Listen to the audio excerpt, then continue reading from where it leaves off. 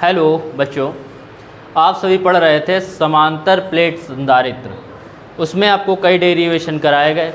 संधारित्रों के बारे में बताया गया, संधारित्रों के संयोजन के बारे में बताया गया, संधारित्रों के बीच में कोई परावैद्युत पदार्थ रख दें तो उसके बारे में बताया गया। तो इस चैप्टर से रिलेटेड आप लोग लगभग सारी चीज़ें पढ़ चुके हैं। जो बची एक दो हेडिंग वो आज आप लोग कंप्लीट कर लेंगे। इस चैप्टर में जो इससे रिलेटेड आएगा, इस चैप्टर में बोर्ड से रिलेटेड जितना आपका आना है वो सबका सब आप कंप्लीट पूर्णतया पढ़ चुके हैं। तो उसके आगे हम लोग बात करते हैं। जो आज की आपकी नेक्स्ट हेडिंग है वो है आवेशित समांतर प्लेट संधारित्र की प्लेटों के बीच बल। तो आप लोग हेडिंग डालेंगे आवेशित समांतर प्लेट संधारित्र, आवेशित समांतर प्लेट संधारित्र की प्लेटों के बीच बल।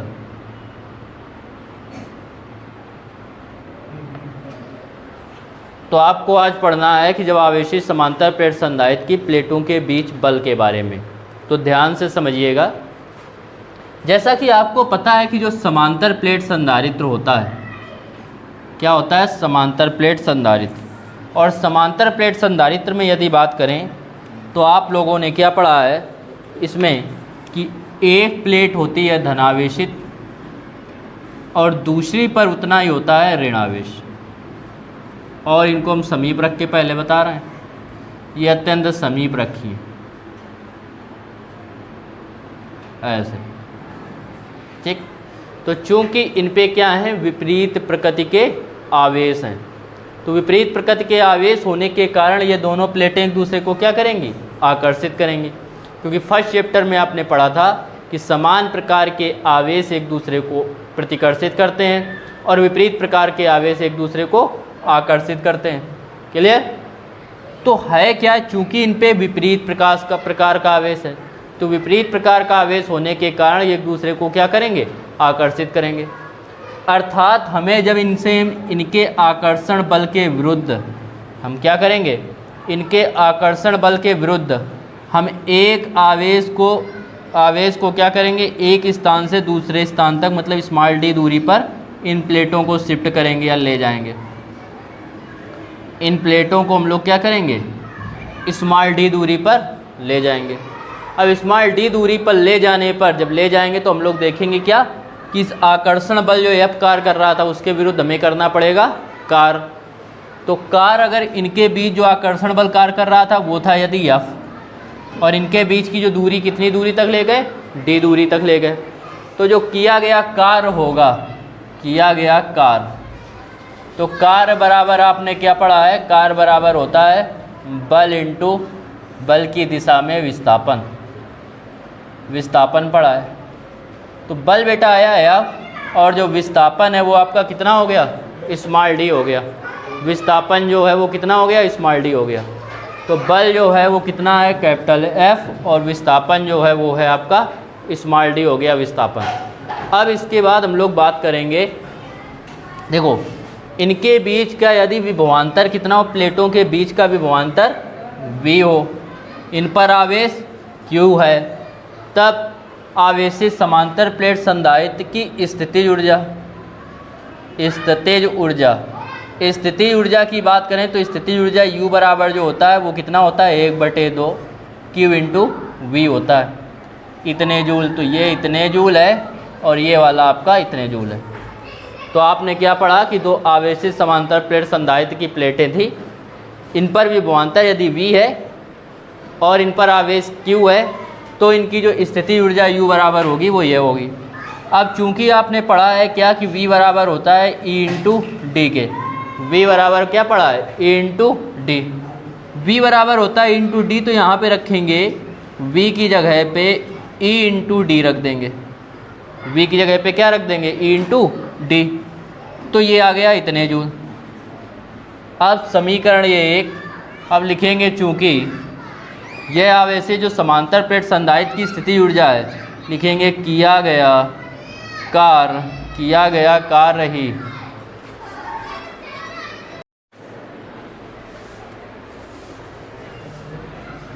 तो ये क्या होगा, जो किया गया कार्य है चूंकि किया गया कार रही समांतर प्लेट संधारित्र की स्थितिज ऊर्जा होती है, स्थितिज ऊर्जा U है। अतः यहाँ पे क्या लिख देंगे, किए गए कार्य की जगह यहाँ पे हम लोग लिख लेंगे W बराबर U के, W की जगह रख देंगे F इंटू डी, और U की जगह हम लोग लिखेंगे कितना, 1/2 QE इंटू डी। डी से डी कैंसिल हो गया, तो जो F बराबर आ जाएगा वो आ जाएगा कितने के, 1/2 Q इंटू ई, इतने न्यूटन। ये आ गया इसका बल। तो उम्मीद करते हैं इतना समझ में आ गया होगा। अच्छा, इसको एक बार फिर से देख लीजिए। क्या था कि माना दो समांतर प्लेट संधारित्र है जिन पे आवेश जो है वो कितना है, +Q -Q कूलाम है।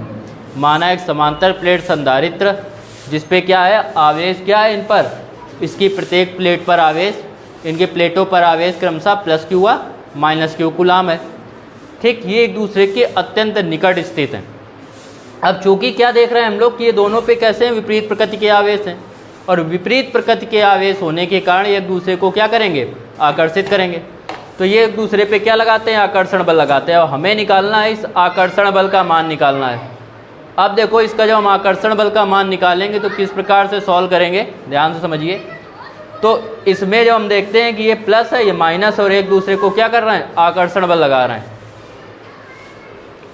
अब इस पर जो कार्य करने वाला ये आकर्षण बल के विरुद्ध हमें यहाँ से कितनी दूरी तक ले जाया गया, स्मॉल d दूरी तक इनको हम लोग लेके गए। अब जब स्मॉल d दूरी तक ले जाएंगे तो इसमें हमें करना पड़ेगा कुछ कार्य, और यह जो कार्य होता है वो किसके बराबर होगा, कार्य W बराबर बल इंटू विस्थापन के। बल आपका था कैपिटल F और विस्थापन था D, तो इतने जूल हमें क्या करना पड़ेगा, कार्य करना पड़ेगा। इसकी जो स्थिति ऊर्जा होगी, अब यदि इनके सिरों के बीच विभवांतर कैपिटल V हो और क्या हो, सिरों के बीच विभवांतर V है और इन पर आवेश Q था, तब इनकी स्थिति ऊर्जा U बराबर 1/2 Q इंटू V।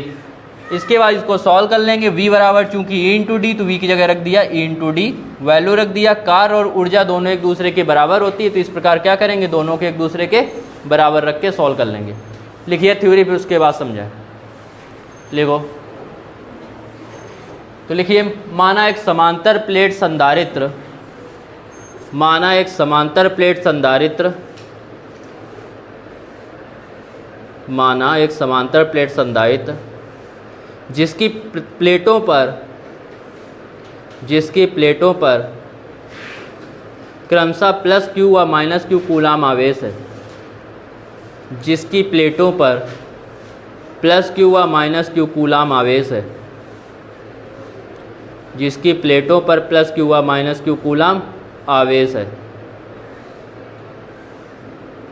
जिसकी प्लेटों पर +Q व -Q कूलाम आवेश है, एक दूसरे के अत्यंत निकट रखी हैं, एक दूसरे के अत्यंत निकट रखी हैं,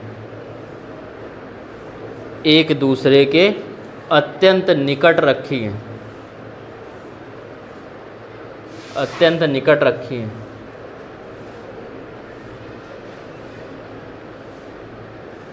अब इसके बाद ये तो एक दूसरे के अत्यंत निकट रखी हैं, इसका मतलब चूंकि इन पे विपरीत प्रकाश का आवेश है, ताकि एक दूसरे को क्या करेंगी, आकर्षित करेंगे।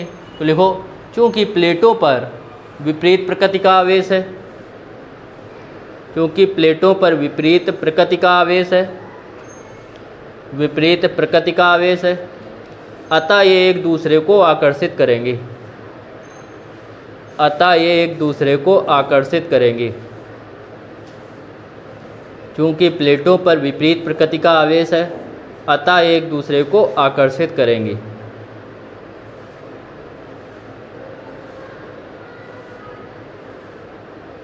यदि इनके बीच कार्यरत आकर्षण बल का मान, यदि इनके बीच कार्यरत आकर्षण बल का मान कैपिटल F हो, यदि इनके बीच कार्यरत आकर्षण बल का मान कैपिटल F हो, कैपिटल F हो, तब इस आकर्षण बल के विरुद्ध, तब इस आकर्षण बल के विरुद्ध इस आकर्षण बल के विरुद्ध इन प्लेटों को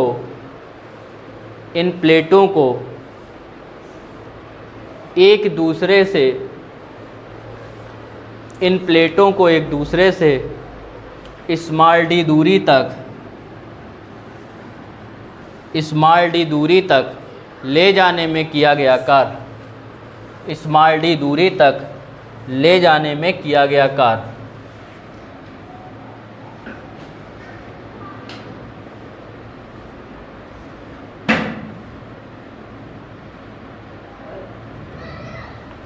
किया गया कार्य की बात करेंगे। कार्य आपका W बराबर ये होगा, इसके बाद क्या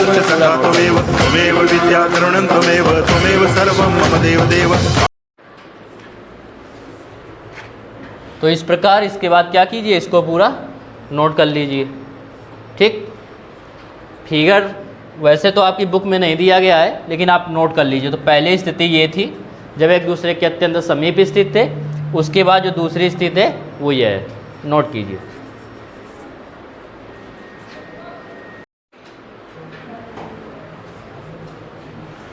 देखिए, जो इसकी लास्ट हेडिंग है इस चैप्टर की, वो है संधारित्रों के उपयोग। अब संधारित्रों के उपयोग में सबसे पहले आपको बताया था, जब आपको बताया था, जैसे आपको बताया था कि जैसे पंखे को चलाना होता है, तो उसमें क्या होता है कि जो घरों में जो वैद्युत धारा तार में प्रवाहित होती है वो क्या होती है, काफ़ी कम होती है, जबकि पंखे को घुमाने में जो वैद्युत धारा की आवश्यकता होती है वो बहुत अधिक ज़रूरत होती है। इसीलिए पंखों में किसका प्रयोग किया जाता है, कंडेंसर का प्रयोग किया जाता है, जो क्या है, संधारित्र ही है। समझ रहे हैं? तो उसमें किया जाता है। उसका काम क्या होता है, वैद्युत धारा को आती उसमें आवेश के रूप में, क्योंकि आवेश के प्रवाह को वैद्युत धारा कहते हैं, वो उसमें स्टोर हो गया। तो स्टोर अवस्था में अगर धारा है, मतलब आवेश चल नहीं रहा है, तो उस स्थिति में क्या है, वो आवेश है। तो उसमें आवेश स्टोर रुका हुआ है।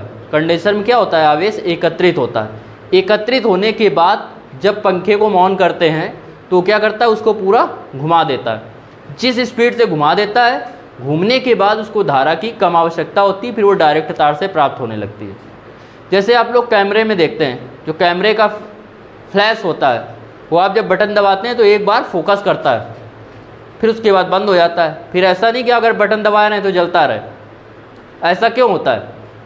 इसका रीज़न सबसे बड़ा केवल और केवल यही है कि फ्लैश के लिए जो आवेश चाहिए वो बहुत तीव्र चाहिए, और वो आपका क्या होता है, डायरेक्ट बैटरी नहीं दे पाती है।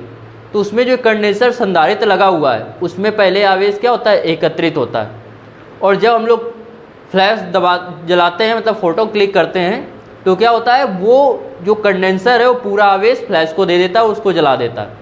अब दोबारा चूँकि आवेश की स्टोर होने में, एकत्रित होने में समय चाहिए, तो इसीलिए जब तक वो स्टोर नहीं हो जाएगा तब तक दोबारा तुरंत फ्लैश नहीं जलता। अर्थात आपने पढ़ा कि किसको संचित करने में, आवेश को संचित करने में किया जाता है संधारित्र का उपयोग। नंबर 2 जो होता है वो ऊर्जा का संचय करने में भी है। दूसरी चीज़, ये सभी जो पंखे हैं, टेलीविज़न है, ये सब क्या है, वैज्ञानिक उपकरण है, इलेक्ट्रॉनिक उपकरण है। तो किस में प्रयोग किया जा रहा है, इलेक्ट्रॉनिक उपकरण में भी प्रयोग किया जा रहा है।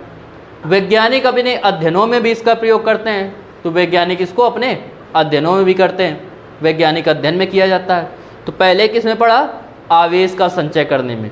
तो हेडिंग कैसे डालेंगे, हेडिंग डालेंगे संधारित्रों के उपयोग। लिखिए हेडिंग, संधारित्रों के उपयोग। हेडिंग आपकी है संधारित्रों के उपयोग। संधारित्रों के उपयोग, इसमें पढ़िए, इसमें नंबर 1 पॉइंट लिखिए। देखिए, वैज्ञानिक अध्ययनों में, वैज्ञानिक अध्ययनों में। नंबर 2, आवेश का संचय करने में, वैज्ञानिक अध्ययनों में। नंबर 2, आवेश का संचय करने में, वैज्ञानिक अध्ययनों में, आवेश का संचय करने में। नंबर 2। नंबर 3, ऊर्जा का संचय करने में। नंबर 3 जो है वो ऊर्जा का संचय करने में। नंबर 4, इलेक्ट्रॉनिक उपकरणों में, इलेक्ट्रॉनिक उपकरणों में, इलेक्ट्रॉनिक उपकरणों में। और लास्ट जो है उसमें लिखेंगे वैद्युत परिपथों में, वैद्युत परिपथों में।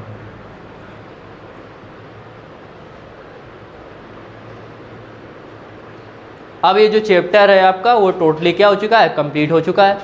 अब नेक्स्ट वीडियो में इस चैप्टर के कुमार मित्तल की बुक से, जो नवगीन पब्लिकेशन की बुक है, उससे आप लोगों को क्या कराए जाएंगे, न्यूमेरिकल्स कराए जाएंगे। ठीक है बच्चों, तो नेक्स्ट वीडियो में फिर मिलते हैं, तब तक के लिए राधे राधे।